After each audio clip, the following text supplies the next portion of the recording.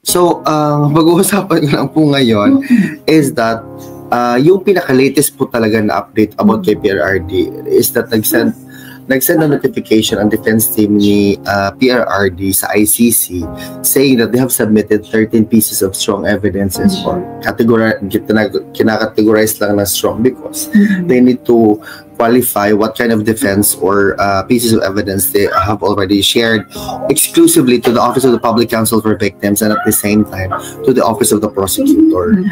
With respect to the interim release of PRRD, it's still pending before the Appeals Chamber and we are awaiting the decision of the Appeals Chamber. Note mga kababayan, ng Appeals Chamber, they made a decision which actually surprised even the Office of the Prosecutor. Literal, disqualify. Can you imagine? You disqualified the chief prosecutor of Karim Khan of the International Criminal Court, and that's a direct affront or a big decision with respect to the how do I say that? Decision-making processes internal to the ICC. Because if the chief prosecutor did not disclose certain key information, which by the way affect the supposed impartiality of the chief prosecutor to the case before the ICC, that already questions, sabi nga ng defense, they characterize the investigation as contaminated.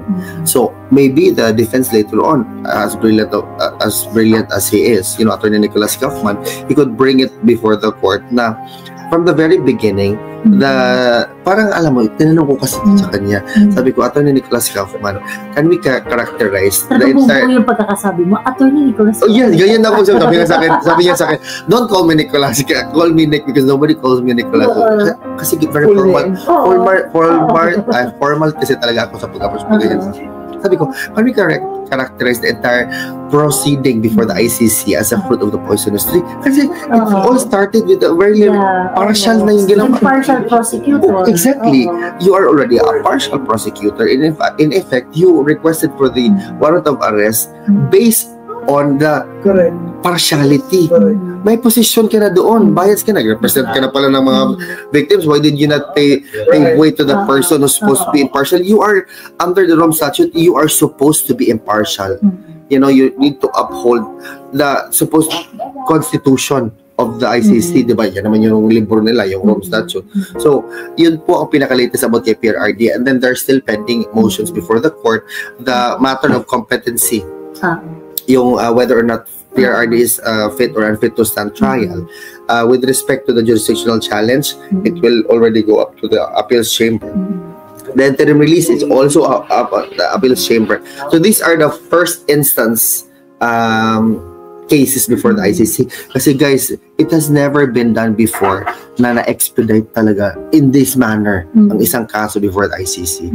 So that's why all of the sinabi ni according to Attorney Nicholas Kaufman, activist na mga grupo bitaw na gusto nilang magbigay ng information. Hindi naman sila party ng kaso pero nagbibigay sila information, attacking the defense, attacking the strategies, probably the perception. They're targeting the perception of the public perception with respect to the entire ICC proceeding.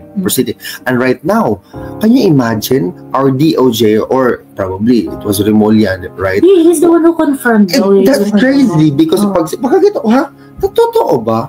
But I checked the court records sa ICC website because anyone can check that, mga kababayan. Not only me, also you watching right now. You can check kung meron bang existing na warrant of arrest. And there's none so far. Alvin, question. Kasi, diba yung kay PRRD, hindi rin naman lumabas yung warrant of arrest na immediately sa website ng ICC. It was belatedly shown to the public. But what if gawin nila yung but there was a new circulating right now. I don't know if it's verified or otherwise that the spokesperson of the ICC did how do I say that? Hindi sinabi, refute. Ni-refute yung... okay, so may statement merong doon sa I'm not sure if it's a verified one or not. Nakita ko kasi parang ni-repost ng... I'm not sure who. Pero nakita ko na sabi niya, there's no such a thing. Kaya nga, even Senator Bato did not receive any warrant of arrest, any documentary pieces of staff that he can refer to, and then Senator Bato also made a statement through his attorney, Torion. So yun yung punto ko ba na why are they trying to make it appear Tuesday daw is a serve. Talaga. Yun ang sabi. Malalaman natin yun sa Grand Finals. Yeah, malalaman natin yun sa Grand Finals. Pero, do you think na even if, let's say, sabihin natin, kasi di ba kay PRRD rin at that time, parang, hindi yung totoo, until it is actually served. Di ba? So, I mean, do you think na, yung kay Bato, parang, even if wala pa na-receive, wala pang wala pang confirmation, we should not take it lightly. Well, for Senator Bato, he made a statement that, it's okay, walang problema sa harapin ko yung ganito, ganyan, gumanyan man siya. It's fine, but it's not about that. The focus should be like, are we willing to again do this to a Filipino citizen? So, yeah, yun yung punto ko. Sorry guys, kasi meron kasing tao dito na talagang bullish siya. Inborn yung pagka-bully. so hindi, ang punto ko.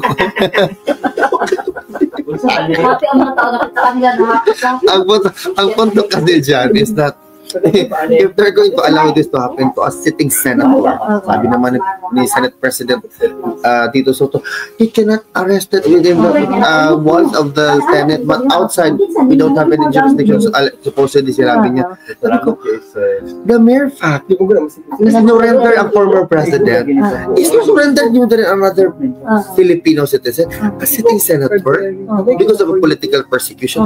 Are we even a sovereign? Yan yung lingering thought sa mind ko ba? Kung mangyari talaga to another Filipino, I don't know what we have anymore. We literally threw down the drain yung lahat ng mga sinakripisyo ng ating mga ninuno, mga namatay, mga dugong na, alam mo yun yung punto ko ba? The technicalities, mayroong mga abogado dyan. But as a Filipino that we are, what about our Filipino identity? What about our perfectly working judiciary? And then again, I would like to go back to the decision of the Supreme Court with respect to the extradition. Diba, meron naman sila. The rules probably. Yes, diba? So we should follow that kasi parang sinagpal yung Supreme Court. Wala man silang imik hanggang ngayon sa habeas corpus. At ang punto dyan, bakit habeas corpus? Bakit hindi habeas corpus yung final before?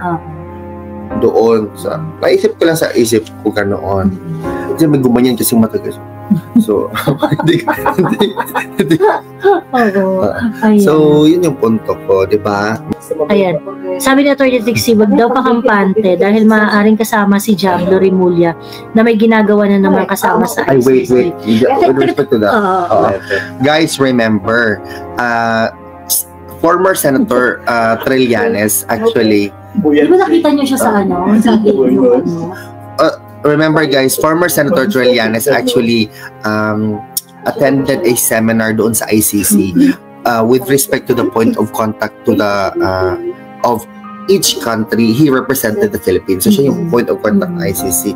Pero ang ibabalik natin doon sa punto na sinabi ni Remulla sa isang statement, press conference na, we were working with Senator Trillanes, but we are aware that we're working with him, but we wanted to set boundaries, ganito, ganyan. So you admitted before the public that you are working with Trillanes, who by the way could not even win a mayoral race.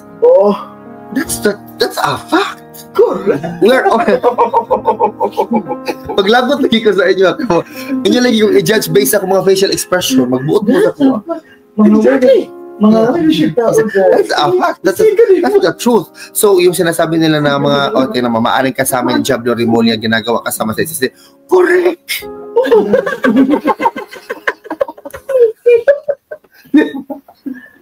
Pinakain na ako ng balot. Pinaglang yung balot mo. Oo nga. May audience impact kasi dito, guys. Kaya Ito naman. Anyway, ayan. Ang saya ninyo. Saan ba yan? Mahuhulaan niyo ba ang bagong pangalan ni Alvin? Ano daw? Sinong makakahula ng bagong pangalan ni Alvin. Ano, And may pangalan it has something to do with it has something to do with science. Ano, Alvin, ano ba? Ay, ito, Kevin ka.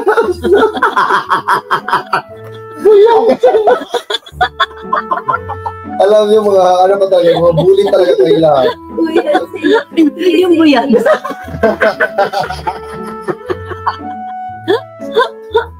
Oo. Ayun. Anyway, ay, magsalita ka tungkol sa rally sa Quirino Grandstand ng election. Or You're going to join, diba? for our donation again. Ayan yung sa donation at saka yung sa before But we tayo are not mag-end accepting donation. before tayo mag-end live, kasi alauna na eh. Hello everyone, my name is Paolo, and the group will fly to Visayas, that will be in Negros next week. We don't have the exact date yet, but definitely we're going to Negros to extend help. Just to ensure everybody, we're not asking for any donations. It's us who's gonna help them. So if there are friends watching, magkita-kita ta ninyo dito, magtinabangay tang tanan, dili mag-uol kay ang tabang moabot, help will arrive from the Davaoenos. So don't worry, we'll be there to support you guys and in our private capacity. in our private capacity. So yun lang, we'll be there next week, magkita-kita tayo, and like I said, padayon. See you. Pagkita Hindi, kasi sabihin natin mo sa yung Manila. kailangan, siguro dito tayo sa kadiliman. Oo.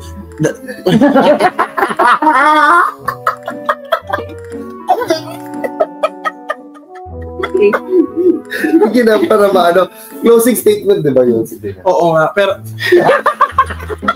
Sige na, uy. but anyway, thank you so much for always supporting Joey and the team, no.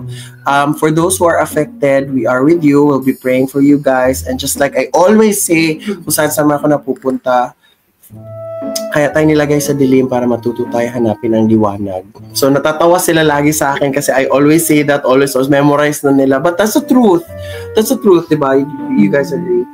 So, Force agreement. salamat kaayo og pagkita-kita ta. Next week, I think Joey, we will all announce kung naka-arrive na tayo kasi we will have to we're finalizing pa Will you everything. join the rally? To answer the question, definitely we will. Yung pangalan mo. We will, may question kanina, are we going to join the rally? Yes. So, see you. Kita-kita tayo lahat. Meron akong kwentong barangay kaso nga lang parang hindi siya magandang ikwento ngayon. Ikukwento ko na lang siguro sa December. Pagtapos na ang lahat-lahat. Correct. Ayan. Basta meron lang akong kakilala na nag-volunteer na siya yung doon sa barangay namin. Ito na nga, sige na nga, kwento ko na nga. Meron akong kilala doon sa barangay namin. Yung barangay nga namin doon, may mga, yung mga patlak-patlak, sama-sama na mga kinembot. So kaya nag-decide yung mga barangay, yung mga taga-barangay namin, magkita-kita naman tayo one day, ganyan. Tapos sabi ng mga barangay members, sabi ng mga tao sa barangay, yung mga barangay residents, ayan. Sabi ng mga barangay residents, sige, magkita-kita tayo, kailan ba? Ganyan-ganyan. Ganitong date. So, kanya-kanya ba tayong dala ng pagkain? Oo, kanya-kanya tayo dala ng pagkain, ganyan-ganyan. Tapos sabi ng ibang residents, paano, ayoko kasing magluto, pwede bang magbigay na lang ako ng pera? Ganon. Sabi nung isang taga-barangay, yung bagong barangay resident na hindi naman talaga taga doon. Parang kailan lang siya napunta doon sa barangay na yun. Pero for some reason, nakakuha ng mga backup ng barangay tanod, yung mga ganyan. Shady rin si bagong resident. Sabi niya, I can volunteer myself. Sa akin na lang ibigay yung gusto niyo magpapatlak. Wala kayong, sige ako na lang bibili ng pagkain. Sige, sa akin na lang padaanin ang inyong mga donasyon. Ayun.